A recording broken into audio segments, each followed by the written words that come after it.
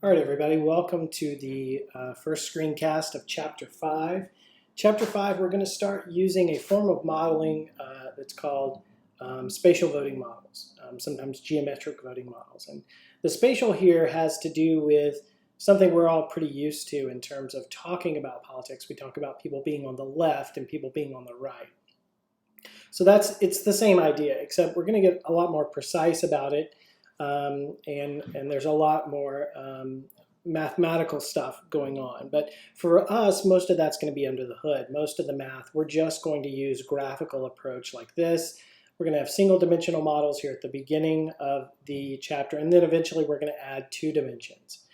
For those of you who've taken intermediate microeconomics, the 2-dimensional model is a lot like the indifference curve budget constraint model that you've seen in intermediate micro. Now, I'm not going to assume that everybody watching the screencast has a working knowledge of those. Even those of you who took the class may not keep it in your head. I certainly didn't when I left my intermediate micro. It didn't stay in my head for the next semester very well.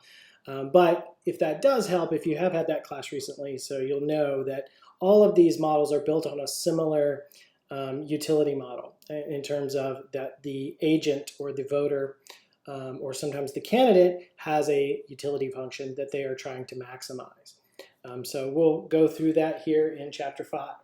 So what do we know so far from the previous chapters? Well, we know from Arrow that there exists no voting rule that will always satisfy Arrow's conditions. So transitivity of group choice, or what is sometimes called rationality, the Pareto criteria, which is sometimes called Pareto optimality or unanimity, independence of irrelevant alternatives. That was the kind of tricky one to get our heads around. That was the idea that if a group has a certain pairwise ordering of 2 things, the introduction of a 3rd thing should not change that pairwise relationship for that group. So if they like A better than B, then the introduction of a Z to the choice set, if we go back and ask them, do you guys as a group still like A better than B, the voting rule should still say yes, A is better than B for independence of irrelevant alternatives. And then universal admissibility basically means people can have whatever kind of complete and transitive preferences that they want. And non-dictatorship means no one person gets their way if they are the lone person who has a certain preference against everyone else. They should not get their way. That would be a bad voting rule. It would violate Arrow's non-dictatorship condition. So we said that the implication, one of the implications anyways of Arrow's theorem is that there's a trade-off between group decision-making. There's a trade-off in group decision-making between the coherence of the group choices, basically, is the group choice transitive, and how concentrated is the power in the group.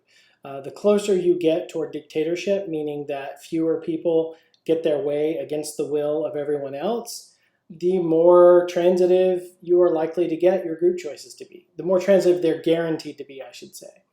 And if you want really, really transitive, and if you spread out the power within the group, you're increasing the likelihood of getting intransitive group choices. And that's definitely true for majority rule. We've seen that as N grows, as the number of voters grow, the chances of getting a Condorcet vote cycle increase. But it's also true for other types of voting rules that we're going to visit later on in the semester. So one of the things we're going to do here at the beginning is, well, we know we can't have all of these, right? There is no voting rule. There is no group decision-making process, or there is no social welfare function, is the way Arrow put it in the language of social welfare economics that he was writing it at the time. There's no preference aggregation mechanism, is another way it's said. There's no way to say what a group wants, basically, that satisfies all 5 of these. And so we're going to have to relax one of them. Often people want to go after this one, independence of irrelevant alternatives, because it's complicated. It's hard to think through. That's not going to be the one we're going to relax, actually. And obviously, non-dictatorship, we don't want a dictatorship, right? So that's not a good one to go after. In fact, Arrow showed his proof was that if you want all 4 of these, you can have it. You just have to have a dictator, right? That's not very desirable for most situations. So what we're going to give up on here is this idea of universal admissibility. What we're going to say is that if, and it's not the idea that we're going to force people to have certain preferences, but the idea here is that if everyone in the group's preferences meet a certain condition, which excludes certain preferences, then we're going to get an equilibrium under certain conditions, all right? So that's where we're going with this. And I'm going to come back to that in detail as we go through this. All right, so we're going to relax one of Arrow's assumptions. It turns out if we're willing to believe that everyone's preferences in a group meet a specific condition, we can find many rules that satisfy most of Arrow's criteria. All right, and the assumption we're going to make here that violates universal admissibility is called single-peakedness, or single-peakedness, depending on who's pronouncing it.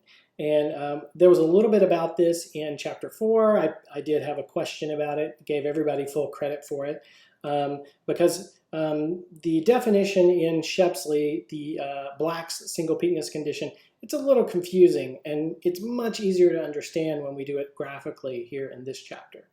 And so the idea is that if everyone in the group has preferences that are single-peaked, then pairwise majority rule will always produce a Condorcet winner. So we go from that probability calculation where as n, the number of voters, or as m, the number of alternatives increases, we're almost guaranteed, especially as m increases, we're almost guaranteed to get a Condorcet cycle. But if we happen to have a group where we know everyone has single-peaked preferences, then pairwise majority rule is going to give us a Condorcet winner every single time. It's a major difference. And so if you are in a situation where you have single-peakedness, then you're in luck, because lots of voting rules are going to give you an equilibrium group choice. And at least the cycling problem with group choice that leads us to really question, what does a group want, right? If there's a cycle, what does that group want? At least that part of not knowing exactly what a group wants in a scientific sense goes away. All right, so we're going to start here. And then we'll bring back in a bunch of other voting rules, and we'll see how there's still other problems with group choice that make it hard to say what a group wants. All right. A Condorcet winner, just to remind you, is an alternative that cannot be beaten in pairwise majority rule. Condorcet winners, Condorcet losers are about pairwise majority rule, voting on two things at a time. The thing that gets a majority of the votes wins. So what are single-peaked preferences? What are they exactly? There was that definition in Black. I'm not sure if I have it here in the slides, but it was really confusing in Shepsle. If you have the Shepsle book, Black's single-peakness theorem: consider a set A of alternatives from which a group G of individuals must make a choice. If for every subset of 3 alternatives in A, one of the alternatives is never worst among the 3 for any group member, then this is sufficient consensus so that the method of majority rule yields preferences that are transitive. Yeah, if you could see my copy of the book, I've written in really big letters. Oh my gosh, it's really hard to know what that exactly means. So I think it's a lot easier to and that's on page 83 in Shepsle, by the way. Let's look at what it means graphically. All right, so here is a issue dimension, and you can think of it as like maybe the percent of the federal budget that is spent on military spending or whatever it is. It's some percent of a budget that we're going to spend. It's the line item in a budget that we're going to spend money on, and this is the percent of the total. All right, so it could be how much are you going to spend on catering per year for your particular organization or something like that.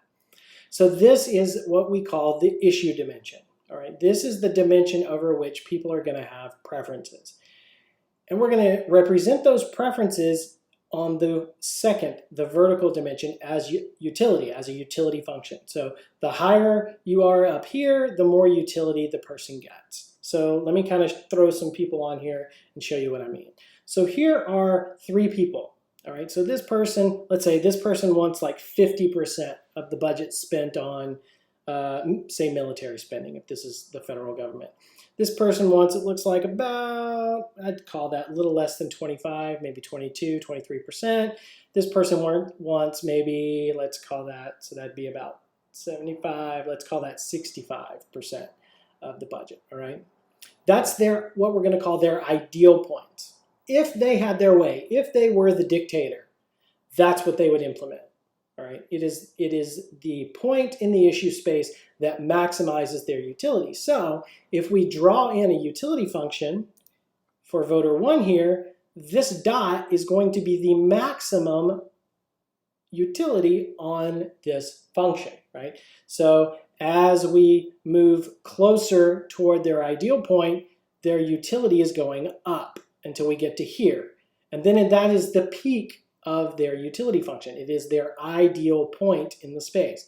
Then, if the policy moves away from their ideal point, their utility gets lower and lower and lower, all right? Here, this person does not have symmetric utility, right?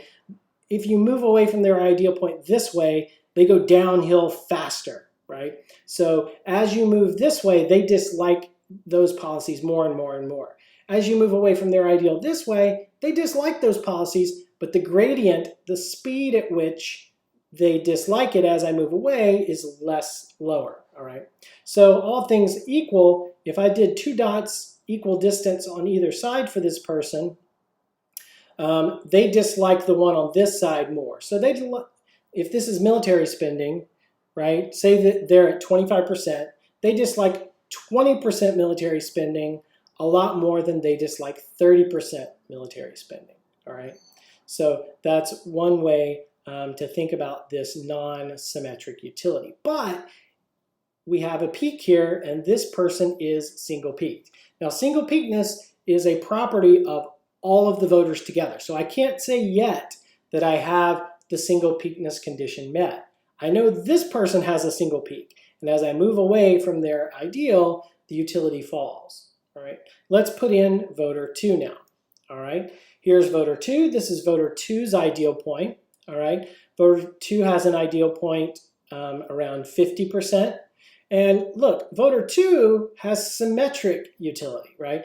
It looks like as I move away from their ideal point, it falls, their utility falls about the same. So if they're at 50, they like 40 and 60 about the same, all right, for this voter. But the important thing right now, symmetry we'll get to later, is that they have one peak, and as we move away, it falls, their utility falls as I move away from their ideal point, all right? And then, so far so good. I have 2 people with single peaked preferences. Does the group as a whole have single peaked preferences? I need to see one more. I need to see voter 3, and voter 3 does have single peaked preferences. Therefore, the whole group can be said to meet the condition of single peaked preferences, all right? So voter 3 here, this is their ideal point. It's the peak of their utility function, and as we move away, their utility falls. Now, one important thing to remind you guys of in terms of utility is, can we say which of these voters likes their ideal point the most? We actually can't, because utility is the units are native to that particular person. They only apply to that person. So the fact that voter 1 has a utility way up here of this many utils, and voter 3 has this many utils, those utils are not comparable, all right? We only compare utility numbers across a given person within someone. So when they say, I get 10 utils versus 5 utils, we can definitely say they like the one that gives them 10 utils more. But if voter 1 here says, this gives me 75 utils, and voter 3 says this gives me 54 utils, we don't know which one likes it better because their utils are not comparable, right? So that's a property of using utility in economics models. We don't usually make what are called interpersonal utility comparisons. Those numbers are specific to the person. And in fact, in other classes when I talk about these, I call them, these would be voter 1 utils, and these are voter 3 utils. And we do not know the translation to convert voter 1 utils into voter 3 utils. But we do know we can compare 10 voter 3 utils to 20 voter 3 utils, all right? So that's a property of using utility functions. All right, so this works. Everybody's single peaked here. This is good. Let's look at another example. same 3 voters. And I'm going to put in 3 more no, not same 3 voters. I'm going to rename them. So this is going to be voter 1. All right. So voter 1, is this a single peaked preference for voter 1? It is. As we move away from their ideal point, it's hard to tell at first. We'd have to get way up close. But whoops, voter 2 jumped in there. Here's voter 1 again. As we move away from their ideal point, utility is going down. This is a curve, so the max is right here, all right? It's just a little harder to see, but this still meets our condition of single peaked, all right? As we move away from their ideal point, their utility is getting lower. What about voter 2? Voter 2 here has what we saw before with that sharp cone-like peak. That works. And voter 3 is this a peak, and as I move away, does the utility fall in both directions? Yes. All 3 of these have an ideal point, and that ideal point is a global maximum across the space. This meets the condition of single peakness. This is just fine, all right? So this meets the condition. As a whole, this group has single peak preferences, all right? So now what about this group? I'm going to go ahead and bring them in. Oh, I forgot to put the ideal points. But in any event, this is voter 1, all right? Voter 1's ideal looks like would be here. This is the max of their utility. But notice it goes down as we move away from their ideal point, but then it starts to go back up. That's not single peaked. Voter 3 here, not single peaked. We have a peak right about here that would be their ideal point for voter 3. But as I move away in both directions, it looks like it's single peaked. But as I get over here, compared to their ideal point, their utility starts to go back up. That's not single peaked. And voter 2 is not single peaked. So it's pretty easy to see it when you put all 3 people on the same graph. When you have single peaked preferences like this case and this case, and when you have non-single peaked preferences, all right? But here's the key. You cannot look at just one voter to tell. It has to be the case that putting all 3 on the same dimension, everyone has single peak preferences. Because here's the rub. It's not always going to be a continuous space down here, okay? It's not always going to be like that. And here's a kind of a classic example of when society as a whole probably did not have single peak preferences. So this is, should we send troops to Vietnam in 1965? And here's the space. Send no troops, send lots of troops, and this would be sort of send medium amounts of troops. Well, there was a group of voters that didn't want to send any troops in 1965. Right? This is before the mass protest over Vietnam that you're thinking about. There was a lot more support for the Vietnam War in 1965 than there was when the United States left the Vietnam War. So here's a group of voters. Voter 1, this is just one voter, voter 1. Let's don't make it groups yet. Let's not complicate things yet. Who wants to send no troops. Here's a voter who wants to send lots of troops. They're like, let's get it done. You know, let's just go in there and get it done. Let's don't halfway do this. But there was other voters, and voter 3 is going to be an example, that either wanted to send no troops or send lots of troops, but they definitely didn't want to send a medium amount of troops, right? Compare that to this first voter that says, send no troops, and my utility falls as we send more and more troops. The worst thing for this person is to send lots of troops, right?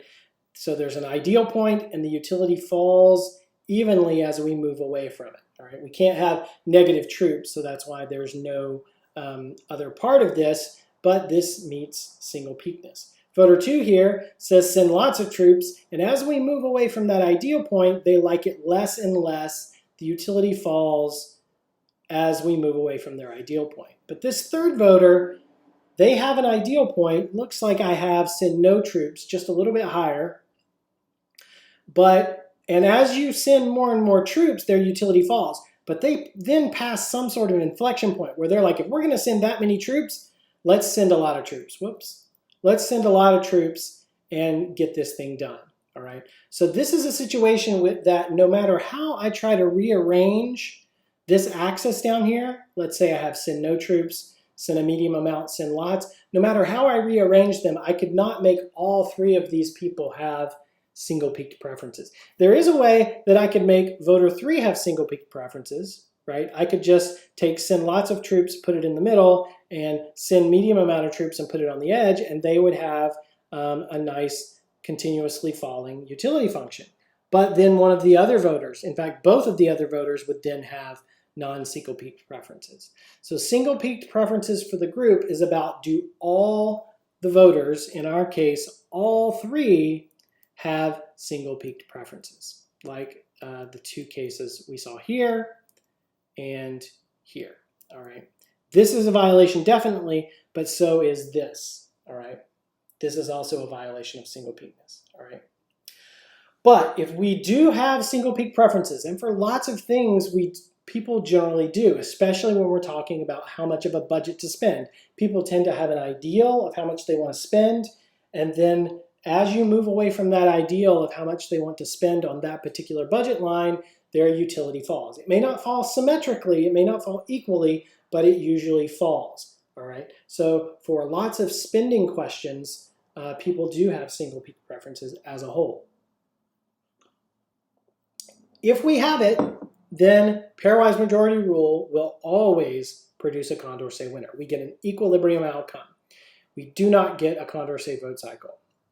All right, so this is a pretty stark contrast to the situation we had before where we were getting Condorcet vote cycles with a high degree of probability. All right, all of those probability calculations assume universal admissibility. They assume that people are allowed to have whatever preferences they want. All right. If we are in a situation where people only have single peaked preferences, the group as a whole has single peak preferences, then pairwise majority rule at least will give us a single choice for the group, and it will be a Condorcet winner. It will be an alternative or a candidate that cannot be defeated in pairwise majority rule. And there it is again. All right. Single peakness violates Arrow's condition of universal admissibility. We are in effect saying that people in our model are not allowed to have some types of preferences. But if we have that situation and we can buy off on that assumption, it gets us lots of explanatory power with usually not too much loss. All right? The situations that we can't apply this to are pretty rare. All right? However, just like a simplification of a map, it does not always work for all situations. And if you try to apply this single peaked model and the results we're going to get to situations where there are lots and lots of voters who cause you not to have single peaked preferences, you're going to run into problems. All right. So we're going to add one more restriction on preferences for our single dimensional model here.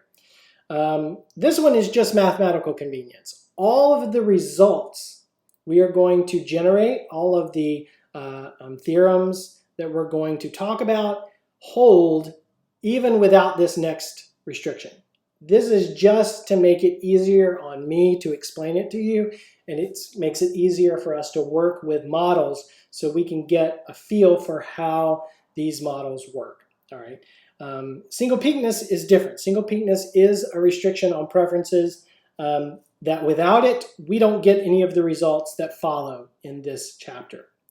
But this assumption is really just one about making the math a little more convenient, but we don't need it, all right? We can do all of the results from here on without having this restriction. And it's going to be that people's utility is symmetric. As I move away from their ideal point, their utility function falls symmetrically, all right? That means that 2 points that are the same distance from the peak of someone's utility function gives them the same utility, all right? So here are 3 voters. This voter has single peaked and symmetric preferences. As I move away from their ideal point, their utility falls by the same amount. This point here with that much utility and this point here with that much utility, the person is indifferent between those two. They give him the same utility and they are equidistant from the ideal point, all right? So symmetry what it's ultimately going to do is it's going to let us get rid of drawing this dimension, because we're going to know that all that matters is the Cartesian distance, or what we usually just call distance, from the ideal point. A voter is going to say, is this alternative closer to me than that alternative? If it's closer, I'll vote for it, okay? And it'll let us get rid of this utility dimension here, all right, which is going to come in really handy when we get to two-dimensional voting models. But for now, it's still going to be nice for us. This voter 2 has symmetric and single-peaked utility, and this voter 3 has single-peaked. There's a single maximum in their utility function, and as you move away from their ideal point in either direction, the utility falls the same amount. So this set of voters meets the condition of symmetric and single-peaked utility, all right? So there are situations where this simplification will render a model useless. There are plenty of situations where people, like let's say these voters with troops, right? This person doesn't have symmetric utility, right? Their utility falls as you send more troops. Now, part of that is just a technical problem that you can't have negative troops, but let's say this was funding, right? They want 0% funding for the military. You can have negative funding for something, right? You can take money that has been allocated in previous years, you can take it back or something like that. So this person has single-peaked but not symmetric utility. So there are plenty of situations where symmetric doesn't work. But for us, all of the results that we're going to have, I'm just working my way back to where we were before, all of our results hold even if the preferences were not symmetric, all right? So, but as it turns out, it works for many situations, and it allows us to think about utility simply in terms of distance on a number line. And so that simplifies these models a great deal. It lets us avoid doing a lot of the mathematics behind the model and just focus on getting the intuition out of the model by assuming symmetry, all right? So we don't have to draw in the utility functions all the time. So here's an example, and this is a budgetary problem where they're deciding how much of a total budget to spend on a particular item. Here's an agent who wants 50% of the budget spent on a particular line item. There's their ideal point. It is the peak of their utility function, and their preferences are symmetric. So here are two alternatives, and for this agent, alternative 1 gives them this level of utility. Alternative 2 gives them the same exact level of utility. So what matters for how much utility an alternative gives this agent with this ideal point, voter 2, is going to be distance. So we could just get rid of this axis, and we would know that the person is indifferent between those two alternatives. Here is another example with voter 2. Here are two alternatives. Which one does this voter like better? Well, I could say, well, they like alternative 2 this much, and they like alternative 1 this much. Therefore, that level of utility was higher than this level of utility. They like alternative 2 more. But if I'm okay with the assumption that they have single-peaked and symmetric utility, then all I really have to do is say 60 is closer to 50 than 20. This is 10% away. This is 30% away. Therefore, I know that voter 2 would prefer alternative 2 to alternative 1. If this was a vote, they would vote for alternative 2 over alternative 1, okay? So I can just drop the utility axis and go with this, all right? And again, none of the results that follow require symmetry. It makes it a lot harder to explain if we drop symmetry, but all of it holds. So you can be sure that the mathematics underneath work even if we don't have symmetry, but it's much easier to show you some examples, and it's much easier for us to use these models for some useful situations without drawing in the utility axis. But it's always there, and always remember it's there, all right? Okay, so I think I'm going to stop here. I want to split this chapter up into more than just part 1, part 2, and part 3 that I have the slides split up in. because this can be long, and so I want you to be able to digest them in pieces. So that's the end of the intro, and we'll start the next part with the next set of slides.